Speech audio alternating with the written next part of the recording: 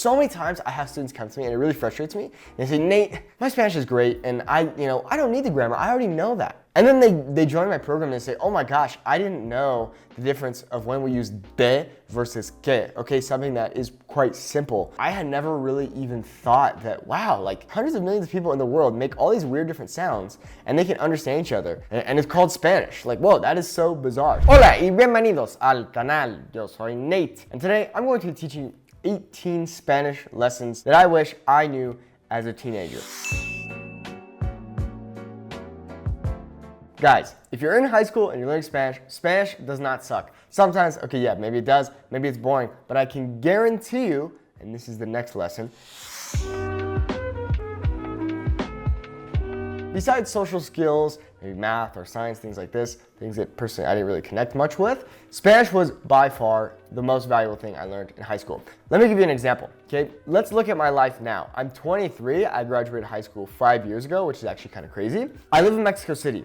My girlfriend is Mexican. My business is teaching Spanish. I listen to more music in Spanish than I do in English.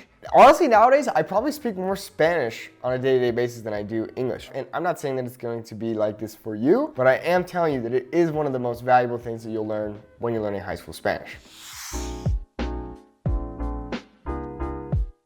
It's not like Spanish is just, go to my Spanish class, this sucks, oh my gosh, I hate my teacher, and I leave. Spanish is much more than that. How many Spanish speakers are in the world? 559.1 million Spanish speakers in the world. In fact, I'm pretty sure that after Mexico, the United States is the largest Spanish-speaking country in the world. Let's take a look at that. What are the biggest Spanish-speaking countries in the world? Okay, so according to this website, the United States is the 5th largest Spanish-speaking country in the world, coming in just after Spain with 41.76 million speakers, okay? That's more than Venezuela, Peru, Chile, Ecuador, Guatemala, Cuba, the Dominican Republic. I'm just saying. It depends where you live in the United States or wherever you're from, how many Spanish speakers there are going to be, how easy it is for you to meet people in the real world that are Spanish speakers. But I can personally say that if it weren't for my Spanish speaking friends, I don't even know if I would be here today making this video. See, the thing is, when I was learning Spanish in high school, for most people it was boring, but for me it was interesting. Why? Because I knew that I had Spanish-speaking friends who I could practice with after my class. That was kind of the big difference. It's like, hey Luis, hey Aaron, hey David, like, can I practice my Spanish with you? Let's see if you can understand what I'm saying. For all you teenagers out there who are currently learning Spanish, and even if you're not a teenager, this video applies to anyone, any age to be honest. You can get an app called Hello Talk or Tandem. They're great free language exchange apps you can use. I've seen some great Discord servers where you can practice your Spanish. You can use italki.com. It's one of the best paid options. There are a lot of options for you to make Spanish-speaking friends. I honestly wish I had started listening to more music in Spanish more frequently earlier in my learning journey. I probably started listening to Spanish music every day about 2 years into my learning journey, which I think was a big mistake because the second that I started listening to music consistently is the second my accent started to skyrocket. It became much better. In fact, I remember, even nowadays, when I speak Spanish with people, even living here in Mexico, a lot of times people think I'm from the north of Mexico. Why? Because a lot of the music that I like to listen to in Spanish comes from the north of Mexico. Okay, so that really goes to show the power of listening to music in Spanish. And honestly, it's really fun. And a lot of times songs get stuck in your head and you say, what are they saying? I'm gonna translate this. So that is really, really valuable. Speak, speak, speak, okay? This is the #1 mistake of all Spanish learners. They don't speak enough, okay? Why? Being unconfident, feeling nervous, feeling embarrassed, and these are all completely normal feelings. But it is a huge mistake to not speak with people. This is why I say it's really important to make Spanish-speaking friends. When you can go to someone who you trust and you're comfortable with, you're going to be much more likely to actually speak the language. And speaking the language is by far the #1 thing that's going to skyrocket your Spanish learning progress. This might sound kind of weird, but for me, me, when I was first learning Spanish, and honestly, I still do this, I would speak to myself a lot in Spanish. I would try to have conversations with myself, like in the shower, on the toilet, whatever, and I'd be like, how do you say this? Gosh, I don't know. I'd look it up on my translator. By the way, my absolute favorite Spanish translator, it's 100% free, is SpanishDictionary.com. They have a beautiful phone app. You can also use the web version, but I highly, highly, highly recommend that you get that. This is another huge thing that a lot of Spanish learners are afraid to do because they say, gosh, I'm embarrassed, I don't want to look silly.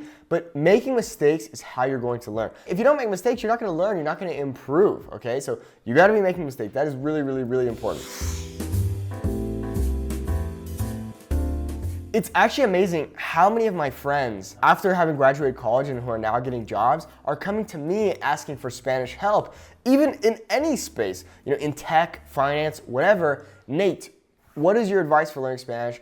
How can I improve? If you know Spanish as a second language, you drastically increase your opportunity to make more money. Of course, my situation is a little different because my entire business is teaching Spanish, but it really goes to show the power of learning Spanish and making more money.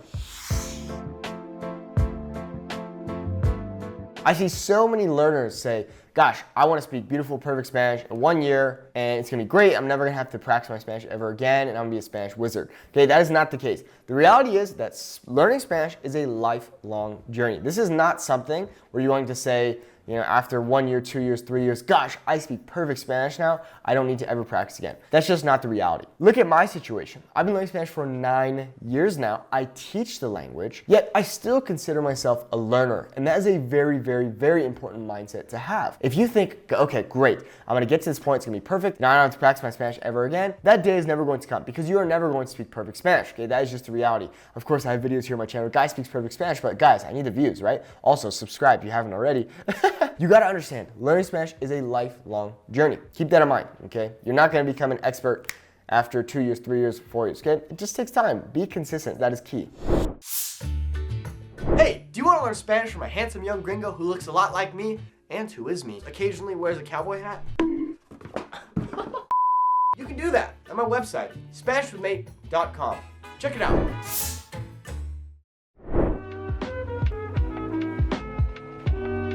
How can you incorporate Spanish so that it's just a part of your life? One of the biggest and easiest things that I did when I was learning Spanish was I would play music in Spanish strictly when I was driving. That was a really, really good way to incorporate it into my daily routine. This could be doing your Duolingo lesson, every day right after you wake up. Whatever you want to do, or you say, I'm going to speak with my Spanish-speaking family member, friend, girlfriend, whatever, boyfriend. The biggest thing is that you want to make it a part of your daily routine, almost a part of your identity. I think about who I am today, and it's really, really hard to say who I would be if Spanish weren't a part of my life because it's such a big part of my identity. How you can make it a part of your daily routine, that will really, really help you improve.